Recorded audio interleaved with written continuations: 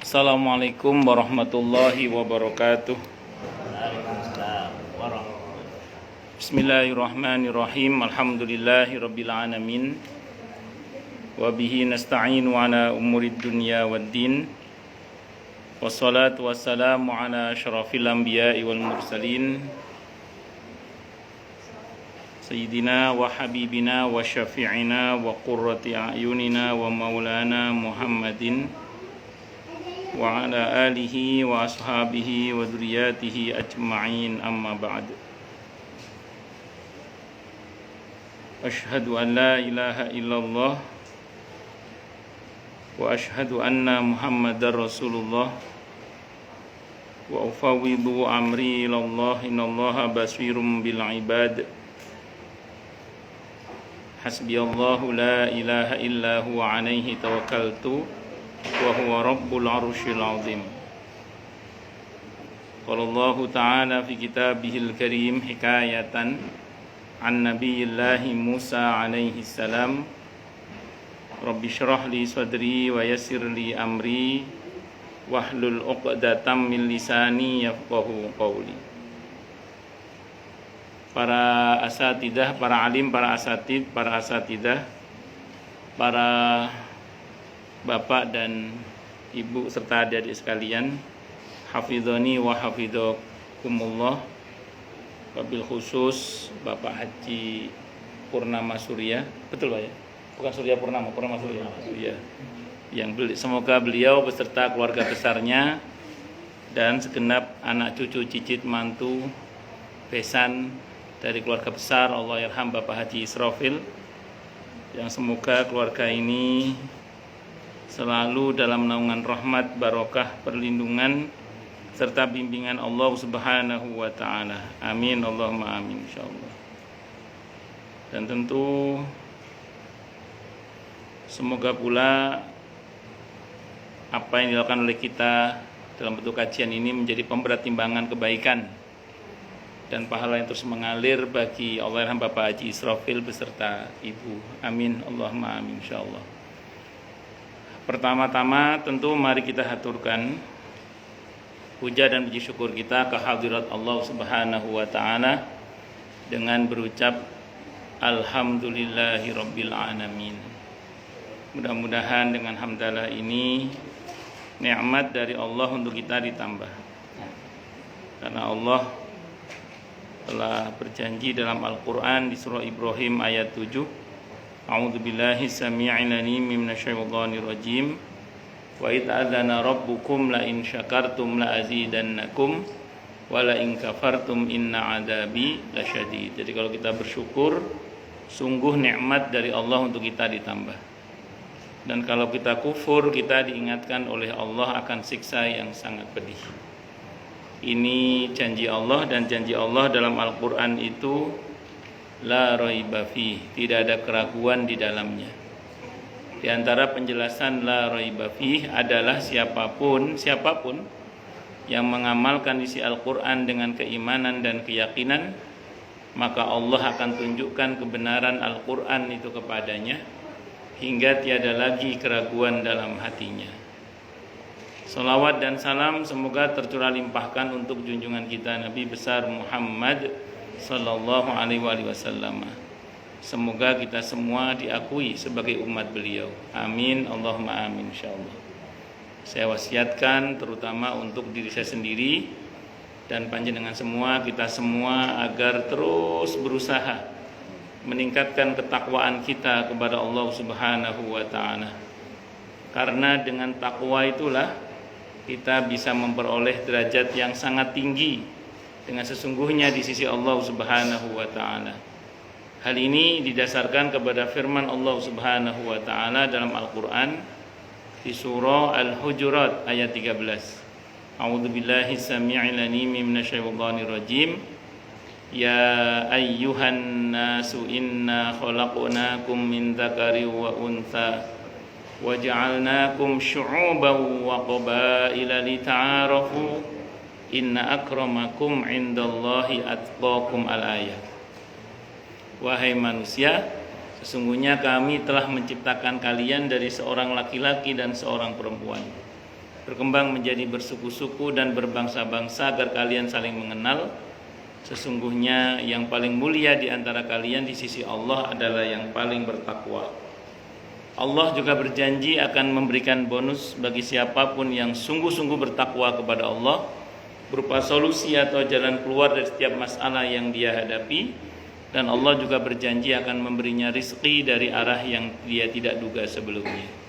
Hal ini didasarkan kepada firman Allah Subhanahu wa taala dalam Al-Qur'an di surah At-Talaq ayat 2 dan 3. A'udzubillahi samii'il 'aliim minasyaitonir rajim. Wa may yattaqillaha yaj'al lahu makhraja wa yarzuqhu min haitsu la yahtasib.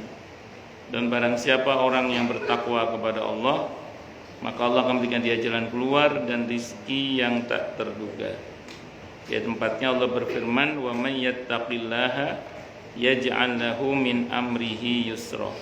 Siapa yang bertakwa kepada Allah, maka Allah akan jadikan urusannya mudah. Semoga kita semua minal muttaqin, bahkan lil muttaqina imamah. Amin, Allahumma amin. Insyaallah, mudah-mudahan. Bapak Ibu dan adik-adik sekalian, hafizhani wa hafizakumullah. Biar saya nggak penasaran, kalau ini adiknya Findah ya? Iya. Oh, iya. Cuma 2 Bu ya? Cuma 2. Oh, okay. Terus lagi. Mas Bram kemana? Nggak lihat. Oh, nggih. Masya Allah. Ikmaria kemana? Oh ada, oh ya. Iya. Baik. Ada. Masih sedikit ada. Lengkap. Baik. Pada pagi agak siang hari ini insyaallah kita akan coba bahas mengenai bulan Ramadan.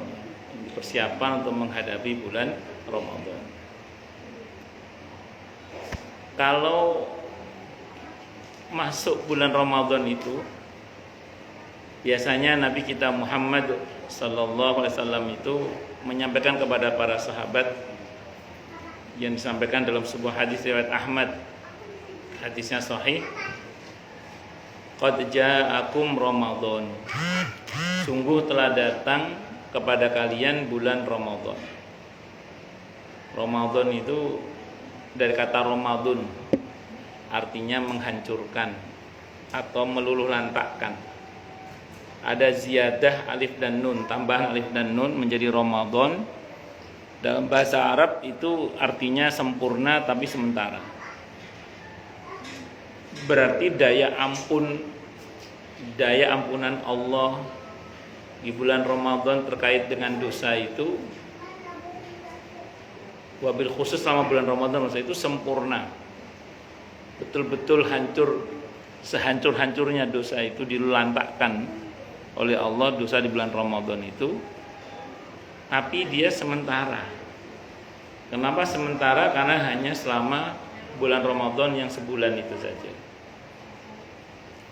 Makanya kalau ada orang masuk bulan Ramadan, kok keluar bulan Ramadan tidak diampuni oleh Allah, itu kebuangan. Makanya kalau dalam bahasa malaikat Jibril itu rohima angfurojulin, rugi banget itu. Orang yang mendapati bulan Ramadan, begitu keluar bulan Ramadan tapi tidak diampuni oleh Allah Subhanahu wa taala, itu rugi banget itu. Karena itu bulan Ramadan bulan di mana ampunan Allah itu dahsyat. Setiap saat ampunan Allah dahsyat, tapi khusus bulan Ramadan itu dilebihkan gitu loh maksudnya.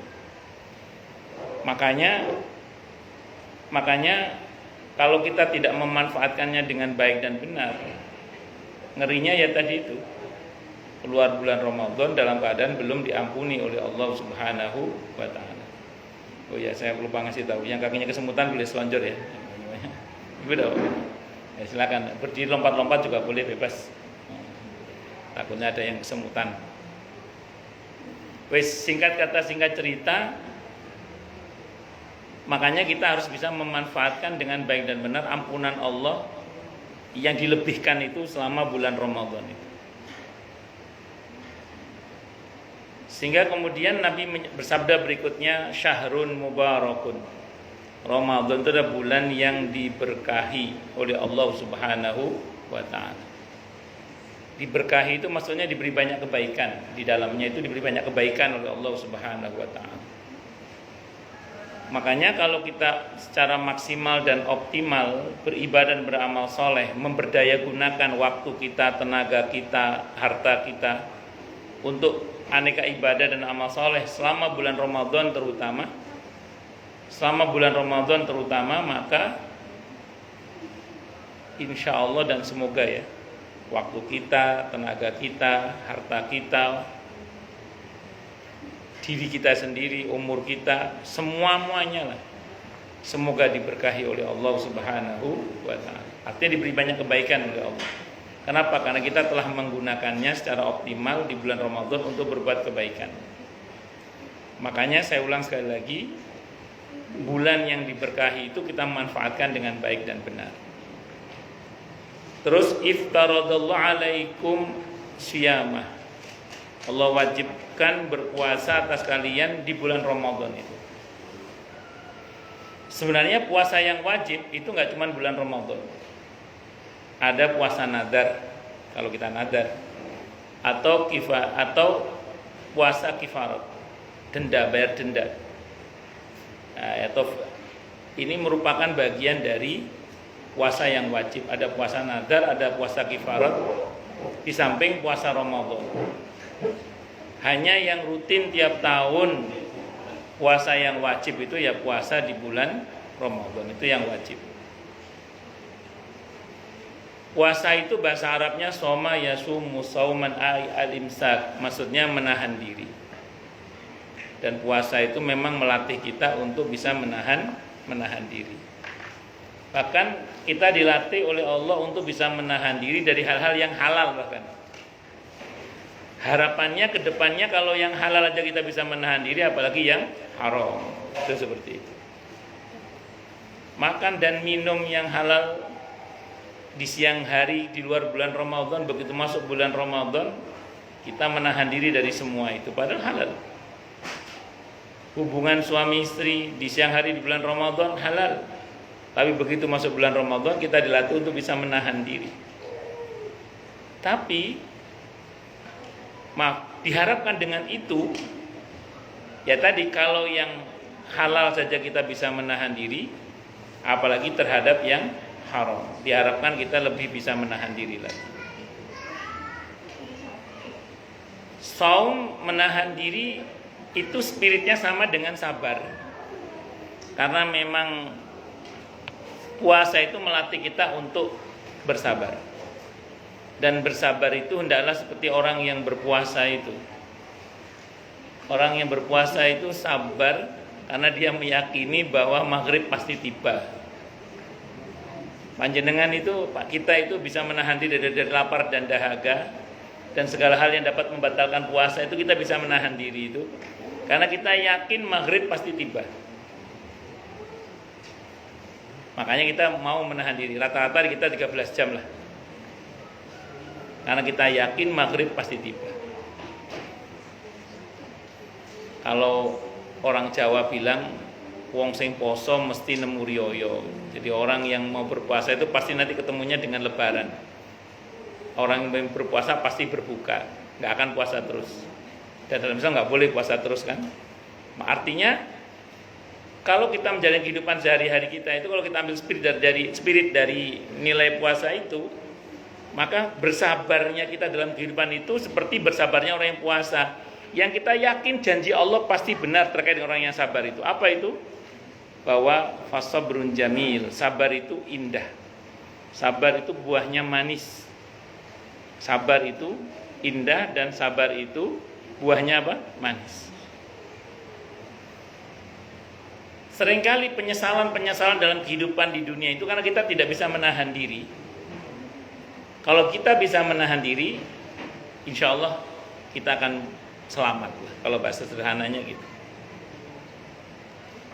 Seringkali orang menyesal itu karena berkata-kata, bukan karena diam. Walaupun tidak selalu diam itu baik, akan tetapi maksud saya Kalau kita bisa menahan diri itu tentu lebih baik. Itu seperti itu. Nah, puasa itu melatih kita untuk bisa menahan diri itu. Imsak, menahan diri. Dalam Islam itu kita, dalam konsep sabar ya, dalam Islam itu kita sedih boleh, tapi harus bisa menahan diri, jangan sampai meratap. Nangis boleh, tapi jangan sampai meratap. Allah, marah boleh, tapi jangan sampai melampaui batas. Marah boleh, tapi jangan marah-marah. Marahnya itu tanpa amarah, marahnya fokus, dan marahnya ngasih solusi. Itu baru marah yang benar itu. Marahnya orang yang sabar itu namanya. Terus kemudian secara syar'i makna saum adalah menahan diri dari hal-hal yang dapat membatalkan puasa, dari terbit fajar sampai tenggelamnya matahari, disertai dengan niat gitu. Jadi menahan diri dari hal-hal yang dapat membatalkan puasa dari terbit fajar sampai tenggelamnya matahari disertai dengan niat. Oh, berarti kalau waktu imsak yang notabene subuh kurang 10 menit itu berarti itu belum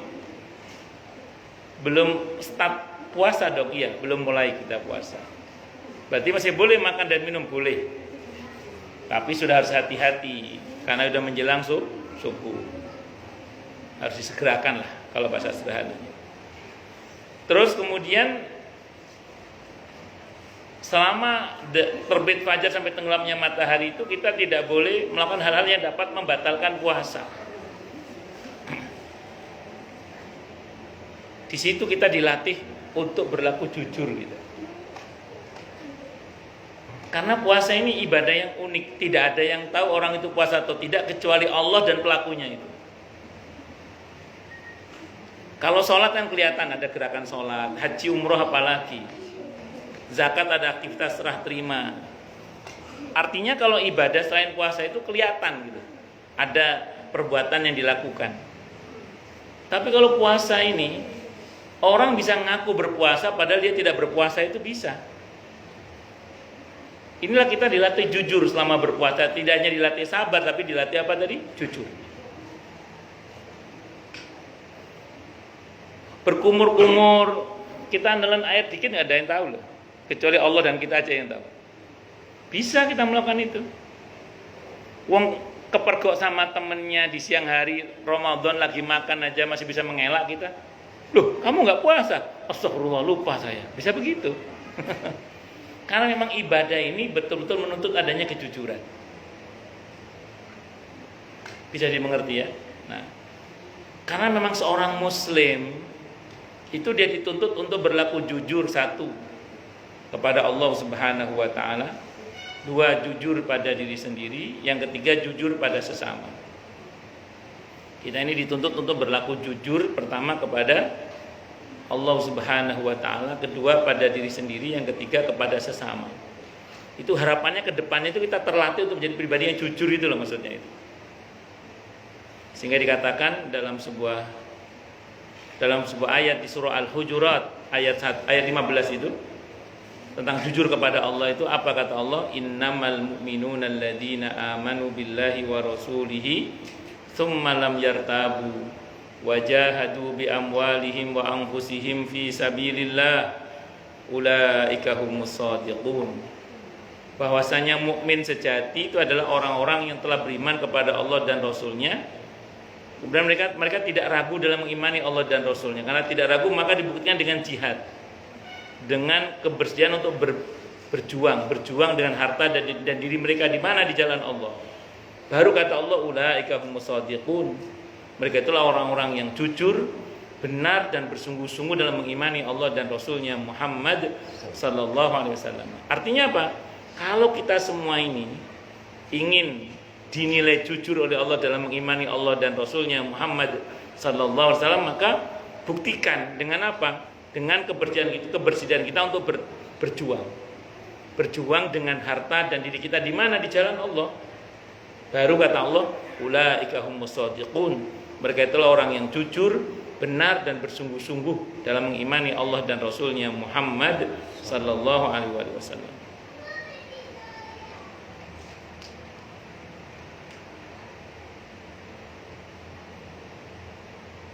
kalau disederhanakan dalam konteks kekitaan ya sediakanlah waktu untuk kita terlibat dalam perjuangan di jalan Allah seperti jadi pengurus masjid, pengurus musola, pengurus majelis taklim, penggiat-penggiat dakwah, atau kalau enggak jadi jamaah aktifnya atau jadi donaturnya ya, supaya kita ini disebut jujur dalam mengimani Allah dan Rasulnya Muhammad Sallallahu Alaihi Wasallam.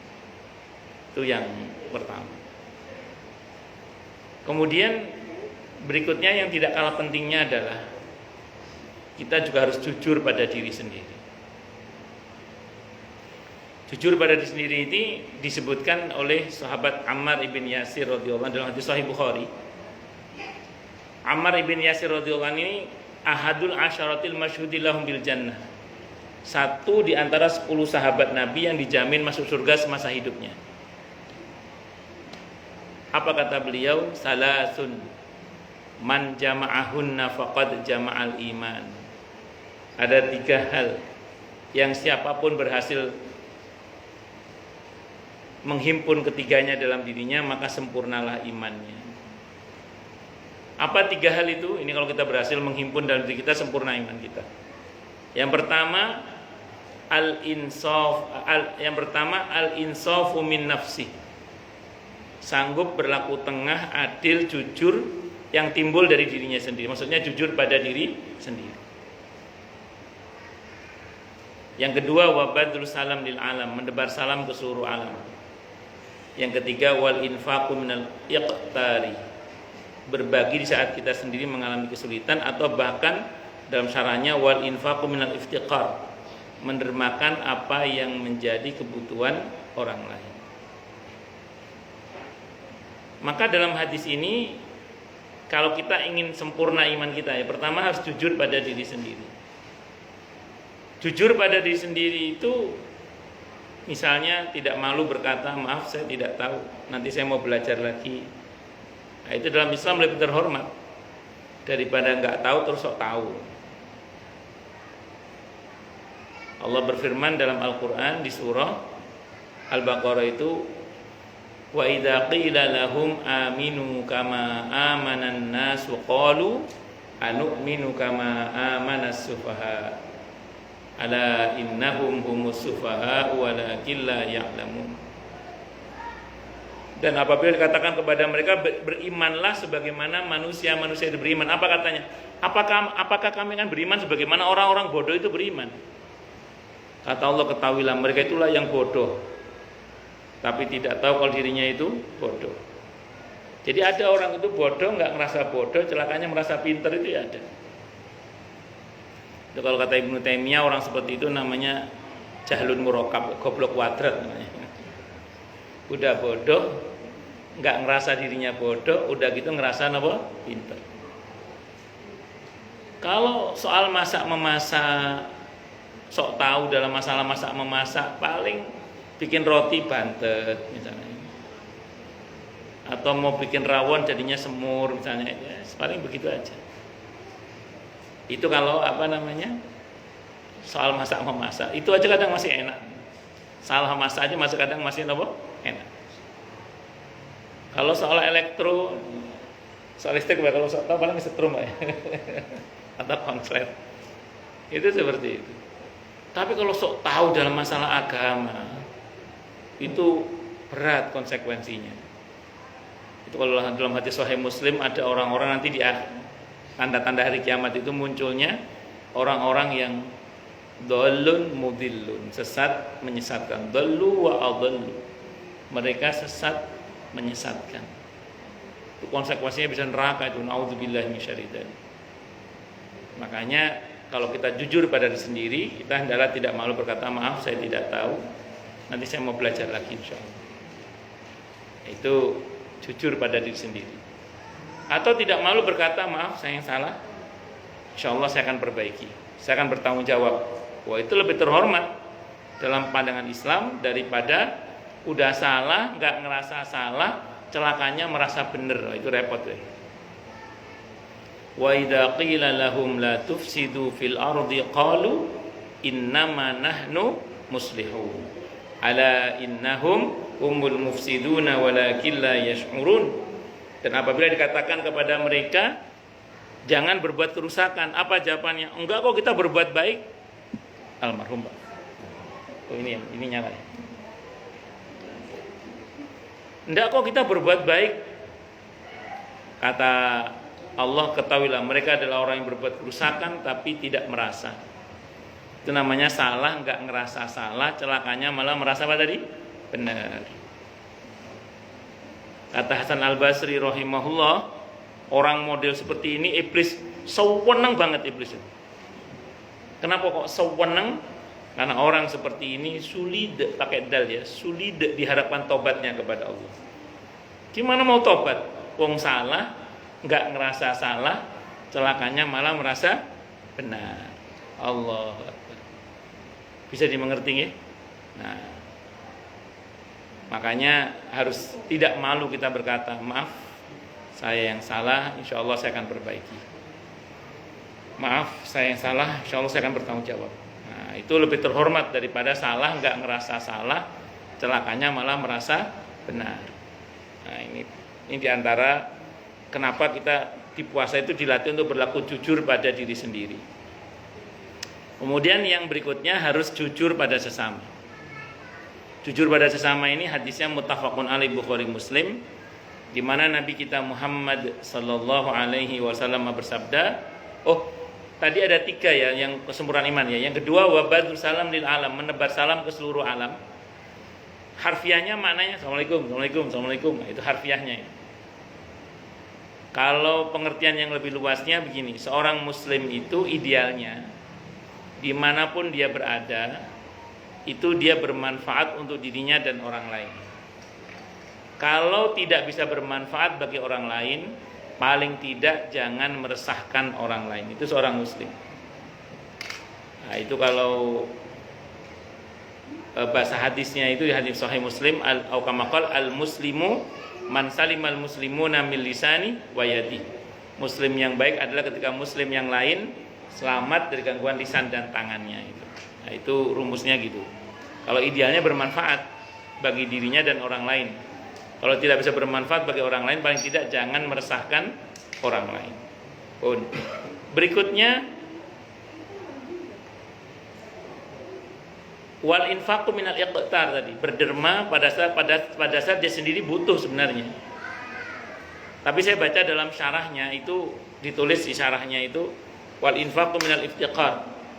Jadi berderma, mendermakan apa yang menjadi kebutuhan orang lain. Maksudnya apa? Kalau kita mau berbagi, idealnya yang produktif dan atau solutif. Itu idealnya. Jadi maaf. Kalau kita mau berbagi, idealnya berbagi yang sifatnya produktif dan atau solutif. Produktif itu bisa dalam bentuk modal usaha, beasiswa sekolah. Kalau solutif pelunasan hutang misalnya dan yang lain-lain. Itu idealnya itu. Apa enggak boleh konsumtif? Boleh aja, enggak apa-apa. Konsumtif itu biasanya bantuannya namanya BLT, bantuan langsung telas, langsung habis. Boleh, enggak apa-apa. Cuman enggak masuk dalam kategori hadis ini yang saya tahu. Kecuali memang konsumtifnya sesuai dengan kebutuhan. Ada orang kalau enggak makan mau pingsan, atau orang kehausan kalau enggak minum mau pingsan, terus kita bawa minuman, itu bisa juga sih. Cuman secara umum bantuan yang sifatnya produktif dan atau solutif. Itu seperti itu. Terus kemudian jujur yang ketiga yaitu jujur pada sesama. Jujur pada sesama itu hadisnya muttafaqun alaih Bukhari Muslim, Nabi bersabda, al-bay'ani bil khiyari ma lam yatafarraqa fa in sadaqa wa bayyana burika lahumma fi bai'ihima wa in katama wa kadzaba muhiqat barakatu bai'ihima. 2 orang yang sedang transaksi jual beli boleh pilih jadi atau tidak transaksinya. Kalau keduanya jujur dan berterus terang, Allah akan berkahi transaksinya. Kalau keduanya berdusta dan menutup-nutupi, Allah akan hilangkan keberkahannya. Artinya apa? Orang itu kalau dalam bermuamalah, dalam bertransaksi, dalam berjual beli, dalam apapun hubungan dengan sesama, itu harus jujur. Kalau ingin transaksinya diberkahi oleh Allah Subhanahu wa taala. Kalau kita nggak jujur, banyak pun yang kita peroleh hilang keberkahannya. Tampak luarnya saja nikmat, tapi dalamnya laknat. Sehingga cepat atau lambat apa yang diperoleh itu kan jadi masalah bagi yang bersangkutan, baik di dunia ini yang pasti di akhirat nanti kalau dia tidak bertobat kepada Allah Subhanahu wa taala. Makanya hati-hati kalau jual kue lebaran, kalau bikinan teman jangan ngomong bikin sendiri. Ngambil dari teman ngomong, oh bikin sendiri nih. Ya udah. Kalau ada orang nawar barang yang kita jual, tidak boleh bohong. Ini modalnya aja belum dapat, padahal dapat misalnya. Termasuk pembeli nggak boleh bohong juga. Baru beli pertama ngomongnya Pak, Mas langganan, Mas langganan. Padahal baru beli sekali. Mending kita ngomong apa adanya aja. Mas, insya Allah kalau cocok, insya Allah kita langganan deh, insya Allah. Gitu. Nawar tidak boleh, ngomongnya apa? Tadi sana nawar boleh, masa sini nggak boleh, padahal belum nawar. Nah, itu juga bohong. Mending apa adanya aja. Monggo silakan yang berdatang. Wes, singkat kata singkat cerita, puasa Ramadan, terutama Ramadan maksud saya, itu melatih kita untuk berlaku apa tadi? Jujur. Karena nggak ada yang tahu hakikat orang itu puasa kecuali Allah dan pelakunya itu saja. Dari terbit fajar sampai tenggelamnya matahari disertai dengan niat. Sebentar, dari terbit fajar sampai tenggelamnya matahari itu di Duren Jaya tahun 2006 Pak, saya dapat laporan. Ada sekelompok orang buka puasanya jam 5 sore Pak, di Duren Jaya, Bekasi Timur. Sama orang-orang masjid ditegur, Pak kok buka puasanya jam 5 kok nggak maghrib?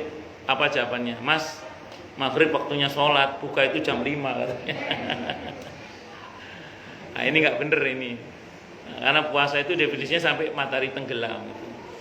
Makanya di Burj Khalifah itu katanya ada 3 waktu sholat maghrib itu. Jadi semakin tinggi, semakin nggak buka-buka, mataharinya kelihatan terus. Jadi kalau turun ke bawah baru bisa cepat buka puasa gitu.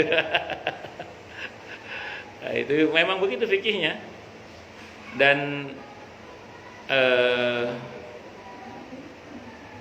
kalau ini lebih parah lagi nih, tahun 2004 saat itu saya di Pasuruan, di pesantren Sidokiri, ada Basul Masail. Saat itu ada laporan dari Pujon, Malang, Jawa Timur. Ada sekelompok, mungkin pernah saya ceritakan ya, ada sekelompok orang itu, gurunya itu kalau puasa ngomong gini, orang puasa dilarang makan apapun dari terbit fajar sampai tenggelamnya matahari kecuali lontong. Dilarang makan apapun kecuali apa? Lontong. Dari terbit fajar sampai tenggelamnya matahari. Wah itu ruwet itu.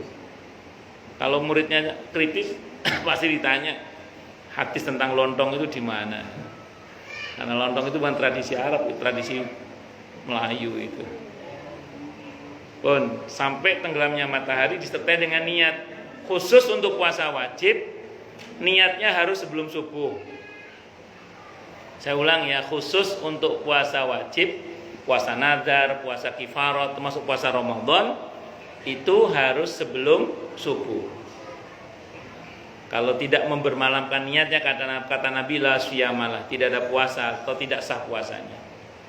Waduh Ustadz, kalau lupa bagaimana? Nah ini solusinya. Di awal Ramadan nanti niat puasa Ramadan sebulan penuh.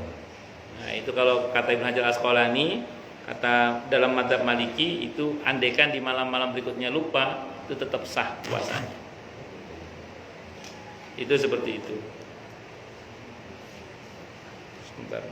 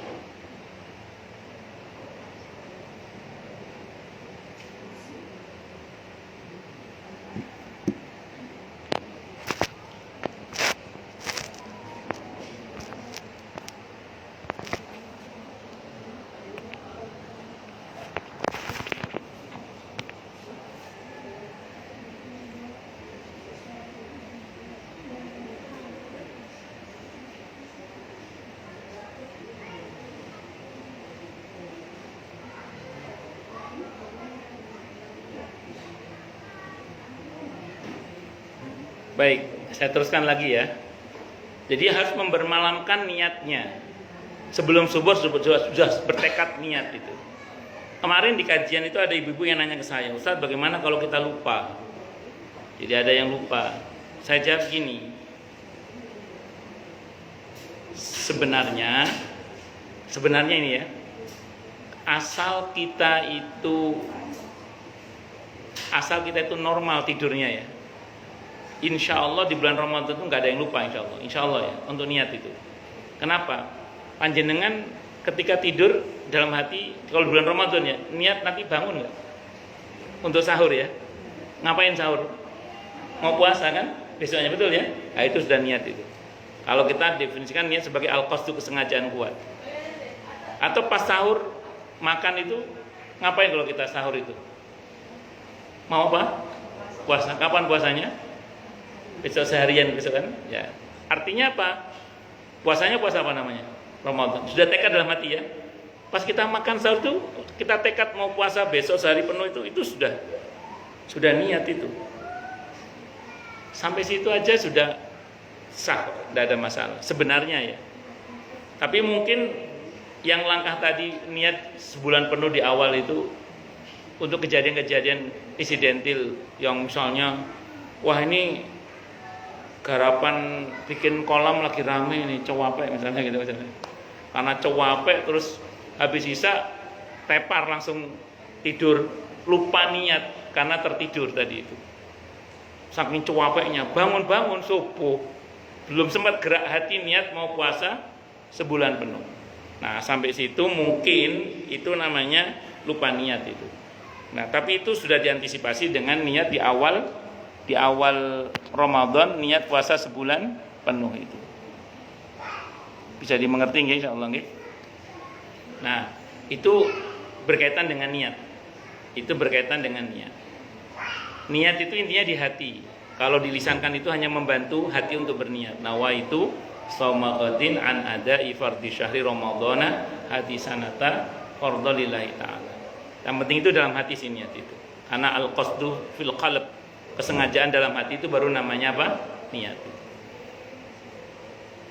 Terus kemudian dikatakan oleh Nabi dalam hadis ini, tuftahu fi abwabul jannati wa tughlaqu fi abwabul jahim. Pintu surga dibuka, pintu neraka ditutup. Surga itu rahmat Allah. Berarti rahmat Allah di bulan Ramadan diobral enggak ukuran. Pintu neraka ditutup. Neraka itu murka Allah, berarti di bulan Ramadan murka Allah, tanda kutip ya, ditutup. Dalam pengertian Allah tidak akan murka kepada hambanya. Kok sampai ada hamba dimurkai di bulan Ramadan, berarti kebuangan orang itu. Wong Allah sudah nutup murkanya, kok sampai ada orang dimurkai oleh Allah, berarti orang itu kebuangan pasti. Wes, singkat kata singkat cerita, manfaatkan betul untuk meraih rahmat Allah di bulan Ramadan itu. Ampunan Allah, keberkahan dari Allah, mumpung bulan Ramadan. Nah, pertanyaannya gini sekarang. Kalau kita berusaha meraih keutamaan bulan Ramadan yang pahala diobral nggak ukuran, rahmat diobral nggak ukuran, barokah diobral nggak ukuran, ampunan dan pemaafan Allah diobral nggak ukuran, semacam-macam. Pertanyaannya gini, kalau kita meraih semua itu hanya pakai badan kita yang satu ini, kira-kira yang kita peroleh maksimal apa enggak kira-kira? Enggak. Kenapa tidak maksimal? Karena kalau kita berusaha meraih hanya dengan pakai badan kita ini, badan kita ini kadang ada capek-capeknya, kadang ada mual-mualnya, muales-mualesnya, kadang ada sakit-sakitnya, kadang ada ngantuk-ngantuknya, kadang ada lupa-lupanya. Terus caranya gimana dong Ustaz supaya kita ini bisa meraih keutamaan bulan Ramadan secara maksimal dan optimal itu? Gampang, bantu banyak orang untuk beribadah kepada Allah, yang dengan ibadah mereka itu karena bantuan kita dapat pahala yang sama dengan mereka. Itu namanya passive income. Jadi berusaha supaya kita dapat pahala dari jalur membantu orang lain tadi. Nggak usah jauh-jauh.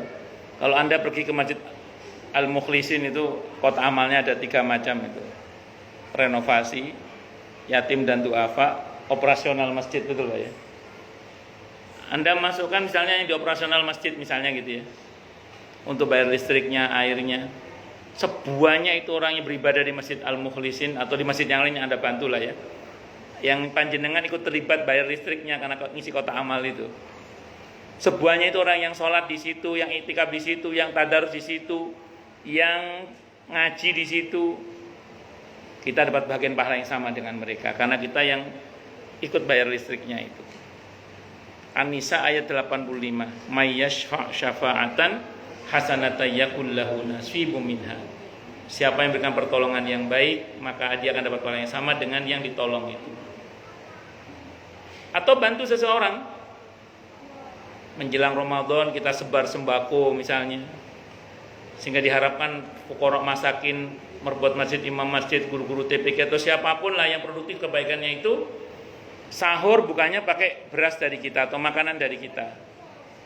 Maka sebuahnya itu orang yang puasa yang ditenagai dari bantuan kita dengan izin Allah itu, kita akan dapat bagian pahala yang sama dengan mereka. Apalagi kalau mereka adalah orang-orang yang produktif kebaikannya, atau para santri misalnya. Wah, itu pahala yang luar biasa untuk kita insya Allah. Nah, kalau berbagi sembako jangan hanya menjelang Idul Fitri, menjelang Lebaran, menjelang Ramadan pun kalau bisa juga berbagi. Kalau saya ngomong gini, tidak usah berpikiran, wah Pak Subhan ini pengen sembako menjelang Ramadan. Enggak. Saya justru punya kepentingan berbagi juga sama. Saya pribadi pun juga punya kepentingan untuk berbagi juga. Karena saya juga butuh nilai pasif income itu. Yang kalau saya ngandelin pakai diri saya ini manusia biasa yang tadi namanya manusia.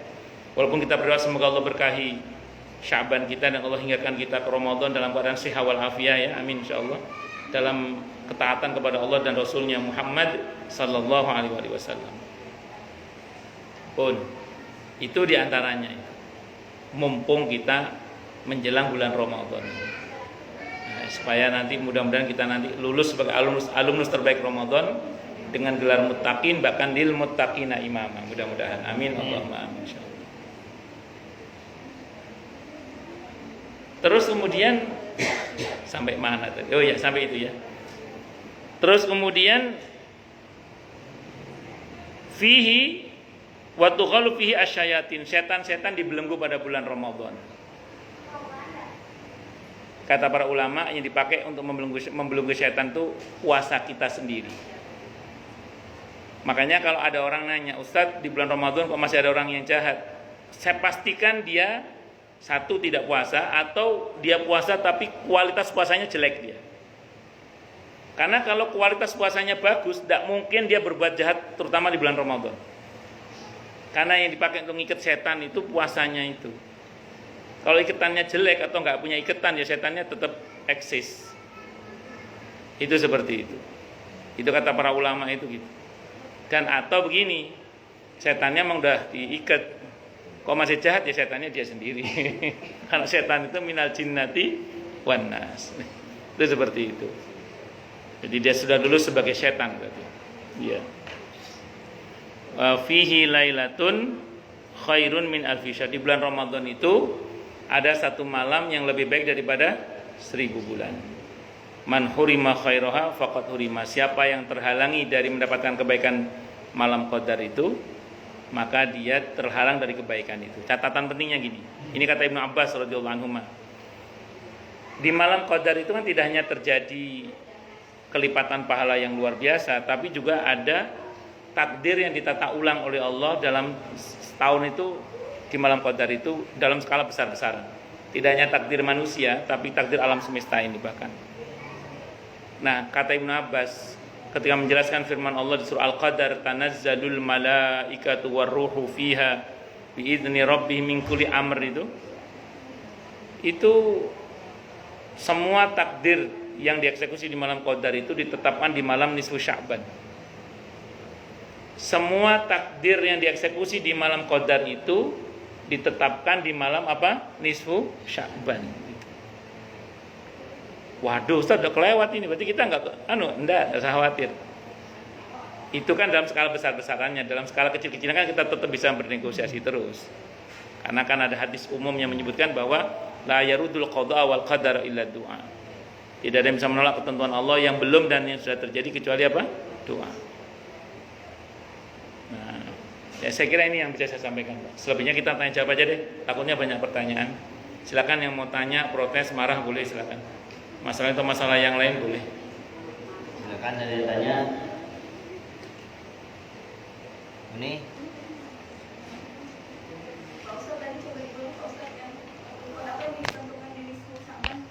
semua takdir yang dieksekusi di malam Qadar itu ditetapkannya di malam nisfu Sya'ban.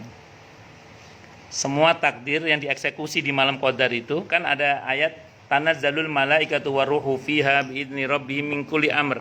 Amr itu kalau Ibnu Abbas menafsirkan dengan takdir. Takdir yang dieksekusi di malam Qadar itu ditetapkannya di malam nisfu Sya'ban. Kemarin hari Jumat, malam Jumat itu. Makanya kan para ulama kita itu menghidupkan malam nisfu Sya'ban itu baik secara masing-masing maupun secara bersama-sama. Kalaupun ada sebagian tabi'in yang mengatakan tidak perlu menghidupkan secara khusus malam nisfu Sya'ban itu, tolong catat baik-baik. Itu yang ngomong seorang tabi'in yang sholat malamnya itu mungkin khutmul Quran atau hampir khutmul Quran. Yang notabene amal solehnya walaupun ada atau nggak ada malam nisfu Sya'ban memang top amalannya. Makanya dia mengatakan ya biasa aja lah malam. Biasanya dia kan biasanya ulama. Ya kalau kita emang kita biasa tidur. Makanya itu kata para ulama gitu di Elin gitu. Saya gitu ya. Allah a'lam. kalau nisfu Sya'ban di masjid sana ramai nggak? Di Kampung Baru. Enggak ya? Ramai biasanya kan? Ramai kan?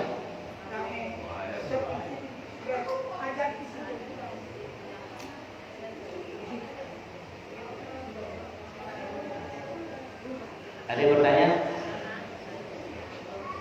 Kalau ini saya nanya Ustaz. Bapak dulu apa Ibu dulu? Nah, dulu saya nanya. Siapa? Pak Purnama dulu. Sebaiknya Ustaz kita mengevaluasi Ramadan dulu itu apa yang kita dapati, berapa kita laksanakan. Misalnya ngaji kata enggak, kemudian syarat tarawihnya gimana. Nah sekarang gimana mengimprove-nya, memperbaiki, dirancang. Dulu infak misalnya cuma 150.000 misalnya sebulan. Sekarang mungkin kita niatkan naik gitu kan. Kira-kira gimana tuh Ustaz? Jadi merencanakan meningkatkan ibadah sehingga untuk meningkatkan keimanan dan ketakwaan.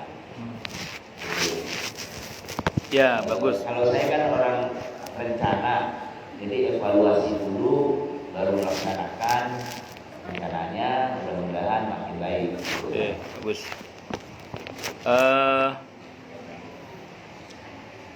Benar itu, tidak salah. Di antara hal yang memang harus kita tekadkan dalam hati adalah bahwa Ramadan nanti kita bertekad akan meningkatkan semua-muanya.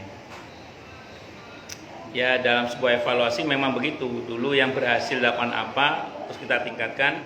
Yang belum terlaksana apa, itu kita coba laksanakan sekarang. Itu betul, tidak salah itu. Sebagai wujud bahwa kita itu ingin meningkatkan kebaikan kita, wabil khusus selama bulan Ramadan. Itu diantaranya ya. Betul Pak, tidak salah itu. Terus tadi mau saya tambahkan, saya lupa tadi. Jangan terus gini ya, mentang-mentang kita udah nyumbang masjid banyak, musola banyak, nyumbang orang banyak, terus kita tenang-tenang, udah sudah punya passive income banyak, udah tenang aja, santai aja. Jangan. Kita pun tetap harus bermujahadah. Karena memang bulan Ramadan itu bulan di mana kita diperintah untuk bermujahadah. Nah, lebih lagi lah kalau bahasa sederhananya. Saya kira itu Pak, betul itu tidak salah. Monggo Bu Nani. Ya.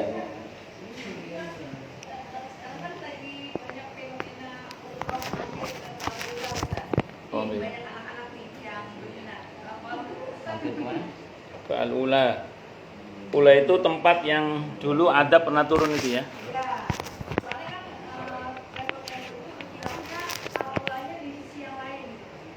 Oh gitu ya. Ya. Baik.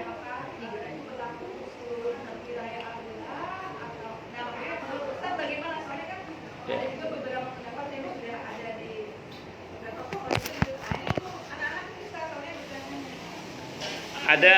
ada dalam kitab Riyadhus Shalihin itu satu saat Nabi itu melintasi wilayah yang ada pernah turun di dalamnya. Ya, terus Nabi bersabda, cepetan, jangan berlama-lama di sini. Terus Nabi wanti-wanti jangan minum airnya. Itu kata Nabi itu. Wanti-wanti betul loh, jangan minum airnya. Kenapa? Karena dulu pernah turun adab di sini. Ya kita tidak bisa melihat apa yang terjadi, tapi Nabi kan dengan izin Allah kan mungkin tahu, bukan mungkin pastinya beliau tahu apa yang kita tidak tahu mungkin. Makanya terus kemudian beliau bersabda jangan lama-lama sih, segera saja. Dan Nabi wanti-wanti jangan minum airnya. Lah ini tempat yang ada adab pernah turun Nabi bersegera, ini malah datang. Nah, itu analisa yang pertama. Jadi sebaiknya jangan, pendapat yang pertama. Kalau pendapat yang kedua itu menggunakan ayat ini, Bu. Ada di firman Allah dalam Al-Quran itu fasiru fil ardi fanzuru kaifa kana aqibatul mukadzibin misalnya. Silakan kalian berjalan di muka bumi ini dan saksikanlah akibat dari orang-orang yang mendustakan atau orang-orang yang ingkar kepada Allah. Makanya kita ke makamnya Fir'aun juga boleh, kan seperti itu. Karena tujuannya adalah untuk mengambil pelajaran dari akibat orang-orang yang mendustakan dulu itu. Nah, kalau mau ngambil jalan tengahnya, begini, kalau mau intinya gitu ya, mau intinya, nanti jalan tengah saya tunjukkan juga. Kalau mau intinya, ke sana itu mau kita ke Mekah, Madinah itu mau umroh atau mau jalan-jalan gitu. Maka fokuskan pada ibadah. Nah, tapi kalau misalnya travelnya oke, karena travelnya ada paket untuk ke sana misalnya, ya wis. Niatkan aja, ya Allah saya mau ngambil pelajaran dari orang-orang yang telah mendustakanmu. Berarti prinsipnya apa? Jangan lama-lama. Terus pesan Nabi jangan minum airnya kalau itu. Berarti bawa air sendiri atau gimana? Saya nggak paham. Ya kira-kira gitu ya. Itu jalan tengahnya itu. Itu satu. Ini di online kemarin baru pulang umroh. Tahu dari sana apa enggak ini? Daerah Madain Saleh itu Ustaz. Jauh dari Al-Ula yang didatangi sekarang atas penjelasan Dr. Ustadz Dodi Al-Jambari. Wallahu a'lam bishawab. Oh, jadi itu. Oh, ternyata bukan Al-Ula yang didatangi itu, Bu. Oh, daerah Madain Saleh. Oh ya.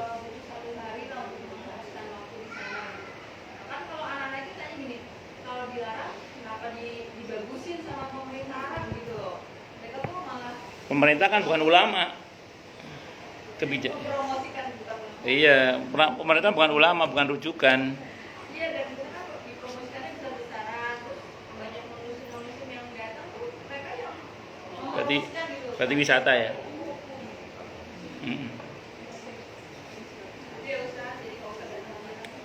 Sama aja ngelihat Fir'aun. Ngelihat Fir'aun tuh kemana? Ya kan? Pokoknya gini deh. Kan mengevaluasi. Kalau kita sana juga jadi pelajaran. Nah, tergantung niat. Inna a'malun. Ya, pokoknya saya ulang ya.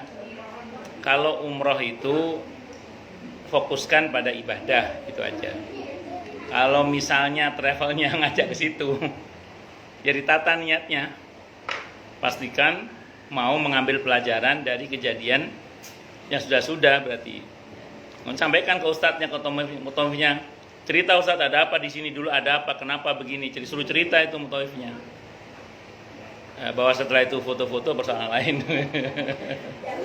Ya, saya kira itu nggih. Wallahu a'lam bishawab. Ada yang lain? Daerah yang dilaknat itu kalau dilihat dari Al-Ula pakai teropong terlihat kecil, kata Ustaz Dodi Al-Jambari. Oh, berarti bukan daerah yang dilaknat itu, daerah agak jauh katanya. Wallahu a'lam. Saya nggak tahu lah. Pertanyaan enggak? Ya. Oke, ya. Good. Waalaikumsalam warahmatullahi wabarakatuh.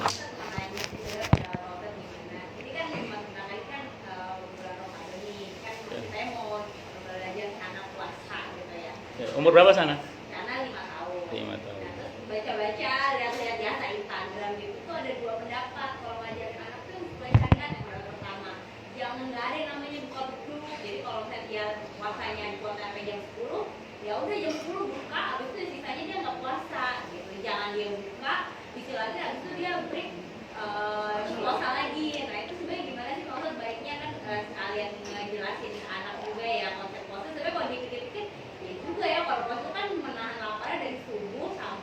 maghrib.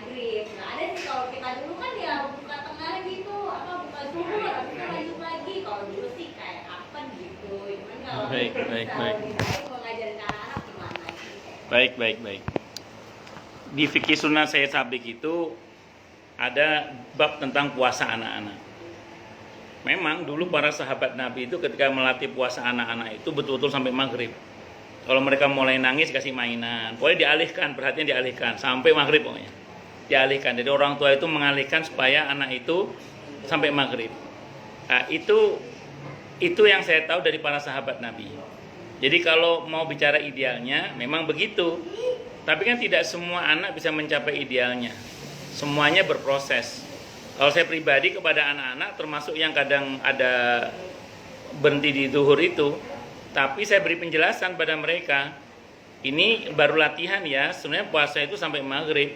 Dan ternyata alhamdulillah begitu mereka masuk usia di mana mereka harus puasa, itu juga nggak ada masalah kok. Mereka tetap memahami puasa itu sampai maghrib. Tidak pernah mereka memahami bahwa puasa itu hanya sampai zuhur, tidak. Dan yang penting kita pahamkan, ini latihan dek ya. Nanti kalau sudah mulai besar kita puasanya sampai maghrib. Ini kita itu pun kalau sekiranya anaknya nggak ada masalah biarin aja. Begitu dia mulai bilang nggak kuat baru kita persilakan dia minum atau makan. Walau itu waktu asar misalnya. Gitu. Jadi kalau saya sih cenderung pada nggak ada masalah. Kalau saya pribadi ya. Nah itu yang ingin katakan itu mungkin sebagian para ustadz yang dimaksud itu merujuk kepada hadis itu. Ya ada babnya memang puasa anak-anak. Tapi saya membayangkan itu kan idealnya ya. Kalau sanggup seperti itu sih Mang. Tapi anak kita kan bukan anaknya para sahabat. Anak kita kan anak sekarang, anak now. Pertanyaannya, Ustaz, anak sahabat yang itu tuh umur berapa? Masih diberi mainan Pak, berarti masih kecil Pak. Iya. Iya, dialihkan dengan mainan. Iya. Mainan bola kaki bisa gede. Iya. Iya semuanya gitulah. Oke. Jadi kalau saya pribadi sebagai proses tidak ada masalah saya kira. Tidak ada masalah. Wallahu a'lam bishawab. Ada lain? Kayak latihan kurban, latihan zakat itu. Latihan kurban kolektif sesekolahan itu patungan. Itu guru memang mesti menerangkan anak-anak ini kita latihan kesadaran untuk berkurban. Ini latihan ya, ini bukan kurban. Kalau kurban nanti kalian masing-masing ya, ini latihan saja. Sehingga anak-anak paham bahwa kurban itu sebenarnya satu orang misalnya ya 1 atau 7 orang sapi misalnya dan seterusnya itu latihan saja. Nah, kita beri pemahaman pada anak ini latihan sama dengan puasa itu ya, sehingga anak-anak paham oh ini latihan. Saya kira itu Allah alam so. Kita diirin ya. Masih ada? Kalau enggak kita tutup dengan doa Ustaz. Baik, karena makanannya udah harum rasanya. Oh iya ini siapa yang mana? Oh iya. Kita doakan semoga Allah berkahi umurnya, sehat walafiat, segenap harapan baiknya segera Allah ijabah dengan mudah, dengan mulia, dengan bahagia, dengan tanpa susah payah. Kita bacakan suratul Fatihah karena dalam Al-Fatihah merupakan doa dan ada janji Allah akan mengabulkan doa. Al-Fatihah.